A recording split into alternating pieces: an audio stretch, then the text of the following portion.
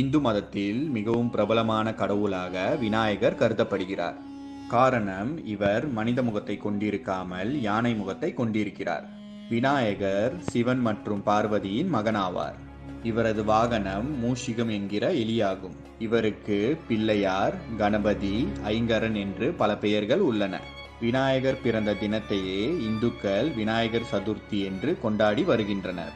விநாயகர் எப்படி யானை தலையை பெற்றார் என்பது ஒரு சுவாரஸ்யமான கதையாகும். ஒருமுறை சிவன் வெளியே சென்ற சமயத்தில் பார்வதி தேவி நீராட சென்றார். அப்பொழுது குளிக்க சென்ற பார்வதிக்கு காவல் காக்க ஒருவரும் இல்லை என்பதால் தனது நீராட்டுக்காக வைக்கப்பட்டிருந்த மஞ்சளை எடுத்து ஓர் உருவத்தை உருவாக்கி தனது சக்தியால் அதற்கு உயிர் கொடுத்தார். பார்வதி தேவியை படைத்து உயிர் கொடுத்ததால் அவ்வுருவம் அவரது பிள்ளையானது.